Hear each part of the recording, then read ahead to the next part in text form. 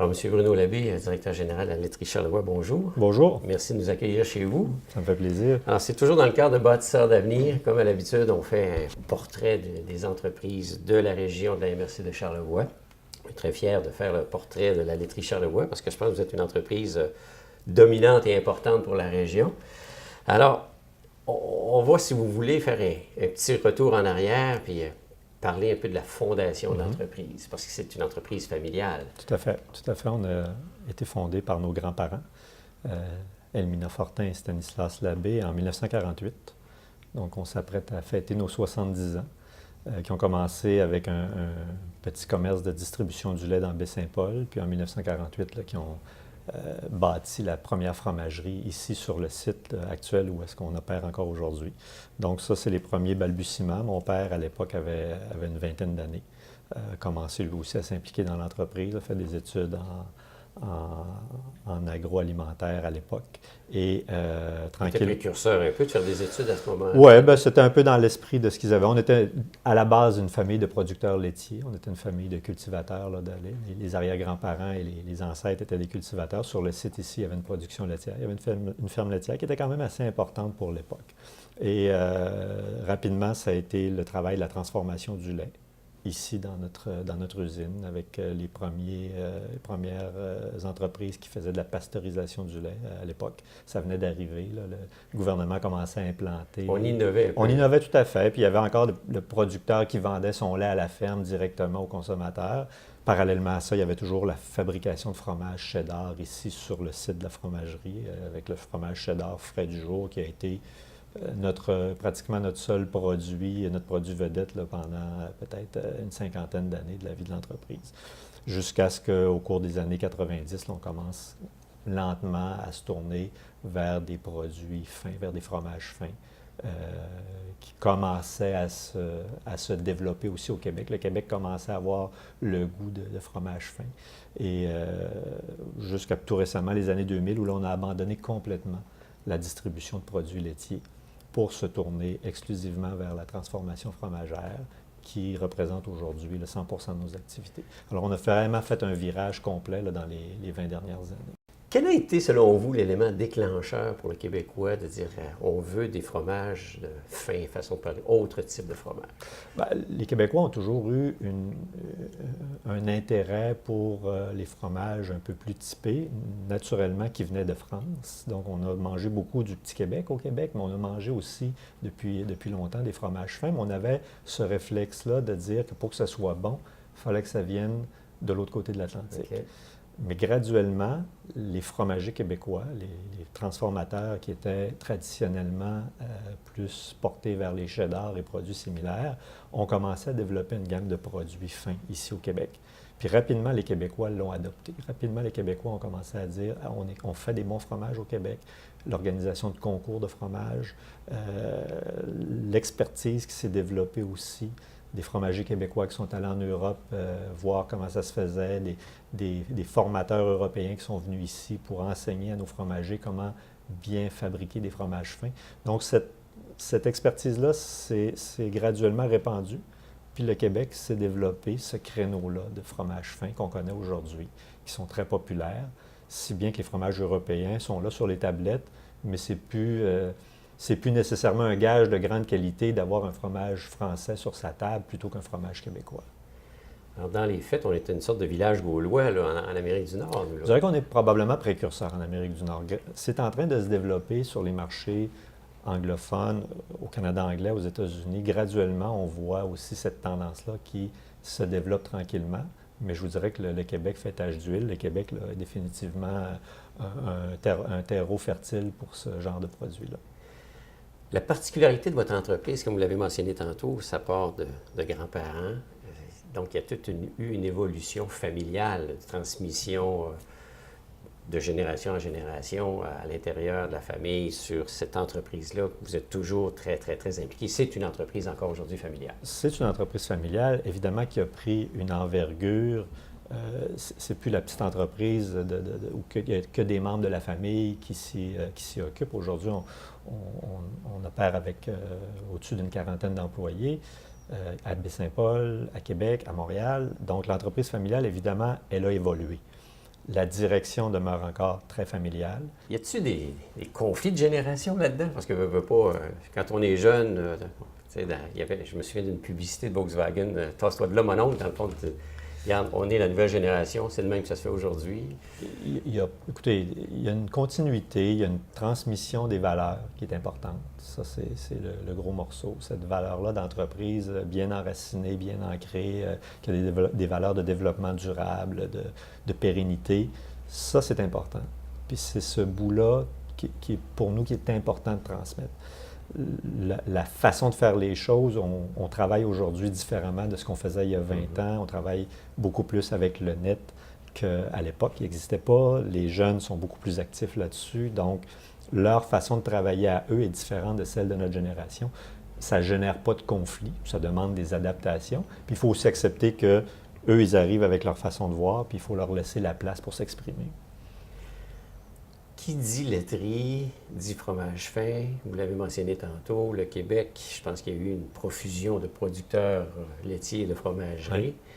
Dans le contexte actuel, on fait face quand même à une grande compétition. Mais la compétition, je regarde les différentes ententes qu'il y a selon l'Europe versus ici, où là, on veut ouvrir davantage le marché. Il me semble que ça contestait, là, parce que l'industrie laitière est comme en danger au Québec vis-à-vis ce genre d'échange-là. La façon dont on a développé notre marché, où on a axé beaucoup notre développement sur l'industrie de la restauration, sur le secteur boutique. On est présent dans les grandes chaînes alimentaires, mais de façon très modeste. Mm-hmm. Alors, évidemment, on comprend que le consommateur qui achète son fromage à l'épicerie versus celui qui va en boutique n'achète pas tout à fait de la même façon, n'a pas les mêmes réflexes. C'est pas toujours le prix qui est son premier indicateur. Souvent, c'est le produit. Même chose dans la restauration. Les chefs cuisiniers d'aujourd'hui, les chefs qui sont populaires, qu'on connaît, qui sont dans les médias, ils travaillent avec des produits, ils veulent des produits de la région, des produits terroirs. C'est la tendance. Et ils sont très actifs et de très bons ambassadeurs de nos produits. Vous avez un modèle d'affaires aussi particulier qui est comme vertical. Vous êtes votre propre fournisseur de lait parce que des ententes particulières que vous avez avec des producteurs. Vous faites la transformation. Vous avez développé, des marchés et à Québec et à Montréal en contrôlant un peu tout votre produit. Parlez-nous un petit peu. Bien, on est une entreprise, on est une grosseur d'entreprise. On n'est pas une grande entreprise productrice comme Saputo ou AgroPure. On n'est pas un petit producteur artisanal comme plusieurs petites fromageries qui transforment uniquement le lait de leur troupeau et d'un seul troupeau. Donc, on est un petit peu entre les deux, dans une situation qui pourrait être inconfortable si on s'en remettait uniquement à des distributeurs externes, compte tenu du volume qu'on doit écouler annuellement. Oui, on a des ententes avec des producteurs laitiers pour se garantir la qualité d'un produit de base donné. Mon nom est Steve Tremblay de Ferme Ingile SANC de Saint-Hilarion. Copropriétaire de la ferme avec ma conjointe, Mélissa Tremblay. Avec la laiterie Charlevoix, on a une relation d'affaires, donc une entente d'exclusivité du lait. Donc, on leur garde l'exclusivité du lait de vaches de race canadienne. Donc, ça inclut ça, de travailler sous le cadre d'un cahier de charge là, dans le but de se certifier pour l'appellation réservée, là, en fait, qui a été annoncée là, dernièrement, là, soit au début de l'année. Nous, on a commencé, en fait, à produire, là, à livrer pour la laiterie Charlevoix, c'est ça, au mois de novembre. Donc, ça fait exactement 9 ans, là, cette année. Là. Dans les faits, on parle de quelle quantité de lait que vous pouvez produire? Bon, ici, globalement, annuellement, c'est autour de 300 000 litres de lait de vache canadienne qu'on produit par année. On fait la transformation à Baie-Saint-Paul, mais on a tout notre réseau de distribution qu'on contrôle nous-mêmes, qui est basé à Baie-Saint-Paul et à Montréal avec une antenne à Québec, qui distribue partout au Canada, des provinces maritimes jusque sur l'île de Vancouver, et qui en même temps distribue les produits d'une vingtaine d'autres fromageries québécoises, essentiellement dans des marchés boutiques et restauration. Parce que dans le fond, tout autour de la crédibilité de la marque, parce que vous êtes devenu une marque, la laiterie Charlevoix, comme tel? Bien évidemment, le branding qu'on a fait autour du nom de la laiterie Charlevoix, par plein de choses, par cette approche-là avec les troupeaux régionaux, la vache canadienne, la vache jersey? Le cheptel de vache canadienne, ça consiste d'abord à avoir une race qui est rare et la seule race qui a été développée sur le continent nord-américain, donc au Canada, particulièrement au Québec. Des vaches canadiennes, la majorité du cheptel, soit au-delà de 90 %, est au Québec. Donc, c'est le seul endroit pratiquement où il y en a. Le lait qui provient de la vache canadienne, est-ce qu'il a des particularités? Oui, bien, effectivement, il y a des particularités. C'est sûr que c'est un lait qui est plus gras que le lait normal. Bien, le lait standardisé, comme on appelle. Et c'est un lait aussi qui est plus élevé en protéines et qui a un rapport quand même, le rapport qu'on appelle gras-protéines, qui est plus favorable à la transformation du lait. Donc, c'est un lait qui est énormément plus fromageable. De là, le choix de la laiterie Charlevoix de travailler avec la vache canadienne. Effectivement, ça doit avoir un lien. Et aussi, je pense, le lien patrimoine aussi qui est important et l'effet rareté. Là. On est dans la tendance du moment. Les produits frais, les produits du terroir, les produits avec court ligne de transport. Donc, les gens, c'est ce qu'ils recherchent. Il y a encore des consommateurs qui vont acheter leur fromage dans les épiceries, puis il y en aura toujours, mais il y a quand même un volume important de gens qui ne veulent pas juste acheter un fromage en fonction du prix, mais qui veulent aussi connaître l'histoire du fromage, d'où il vient, par qui il a été fait, puis comment il a été fait. Vous avez combien de bêtes? Ici, au total, on a autour d'une centaine de têtes, là, soit 55 vaches laitières plus le remplacement. Là. C'est un des plus gros cheptels de vaches canadiennes? Un cheptel en pur sang, oui. De vaches canadiennes, c'est dans les plus gros. C'est pas nécessairement le plus gros, mais au niveau pur sang, oui. Il reste autour peut-être d'un 500 vaches de race canadienne, tout compris, et moins d'une centaine pur sang. Là. On travaille à la survie, oui, à la survie de la vache, à la survie de la race. On essaie de travailler à son développement, même si c'est des petits pas.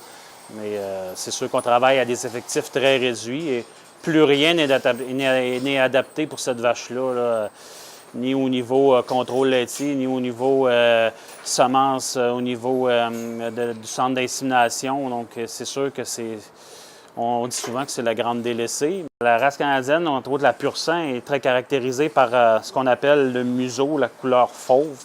Donc, souvent au niveau du museau, du dessus de la tête et de la colonne. Il y a différentes couleurs de la race canadienne. Il y en a des noirs. On en a quelques-unes, mais jamais une vache est toute noire. Il va toujours avoir une ligne de fauve sur le dos, une ligne, le museau aussi. Les museaux tout noirs, c'est douteux lorsqu'on voit ça.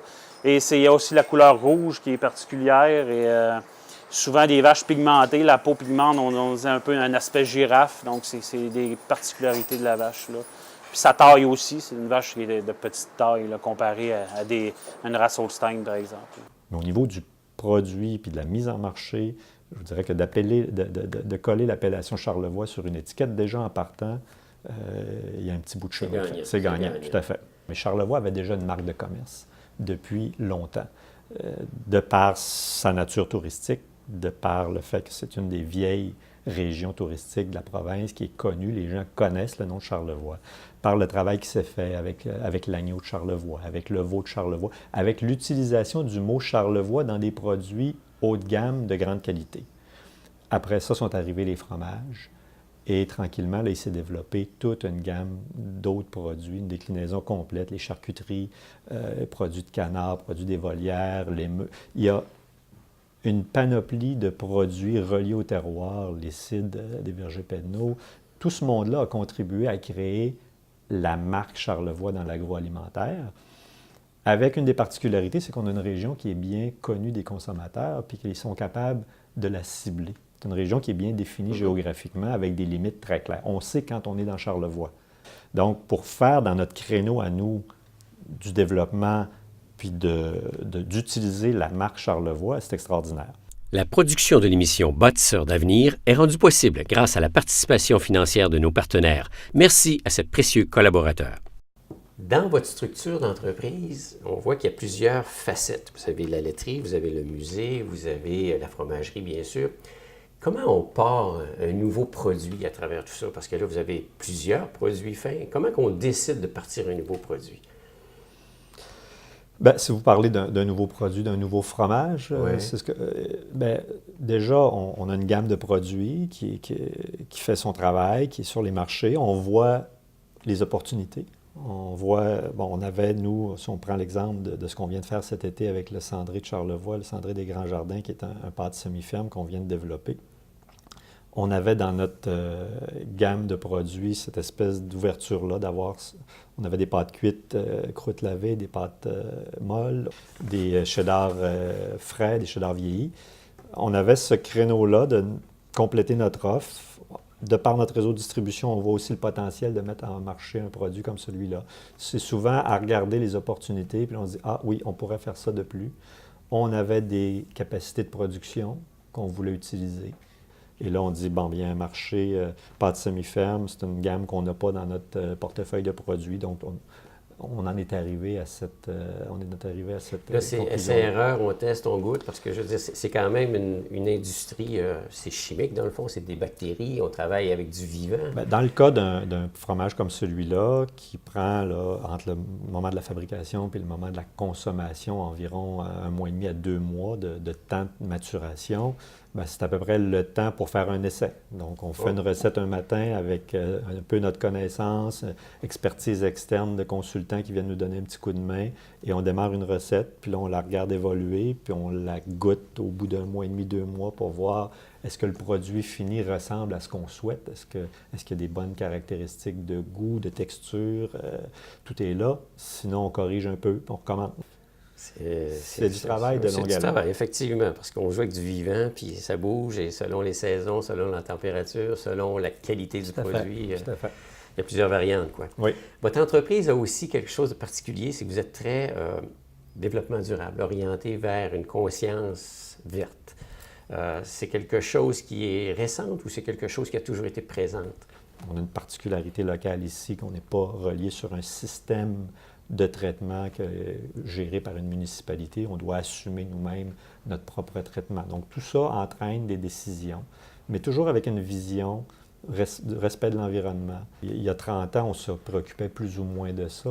La population en général, on rejetait des eaux usées à la rivière. La pollution n'existait pas. C'était pas encore aussi développé qu'aujourd'hui, puis la conscientisation du public à ça n'était pas aussi grande. Fait que quand on prend des actions comme on fait depuis de nombreuses années, puis bon, on les met un petit peu en valeur, qu'on les publicise, bien, ça vient contribuer au développement de l'image de l'entreprise, qu'une entreprise respectueuse puis responsable. Là où vous en êtes dans votre développement par rapport au fait que bientôt la 4e génération est là, c'est quoi les grands défis qui attendent la laiterie Charlevoix? Bien, le transfert est un défi. Maintenir une position de leader dans notre industrie comme petite entreprise fromagère, faut pas quand on dit qu'on est un leader, on n'est pas Saputo, on n'est pas AgroPure, Vous êtes niché. On est niché, mais dans cette niche-là, on a un positionnement qu'on pense être celui d'un leader. Et de rester là, c'est toujours facile de regarder vers le haut et d'essayer d'y arriver, mais une fois que tu te positionnes après ça, d'y rester, c'est un autre défi. Est-ce qu'on peut se souhaiter un autre 70 ans comme tel? Bien, définitivement. Pour nous, c'est clair que c'est ça le plan. Est-ce que ce sera 70? En tout cas, qu'il y a encore de nombreuses belles années à la laiterie Charlevoix, que la famille continue d'y contribuer. On pense que pour la région, ça demeure un actif intéressant et que Baie-Saint-Paul soit toujours le centre névralgique de ce développement-là. M. Bruno Labbé, merci beaucoup pour votre accueil et Ça m'a fait longue vie à la laiterie Charlevoix. Ça m'a fait plaisir.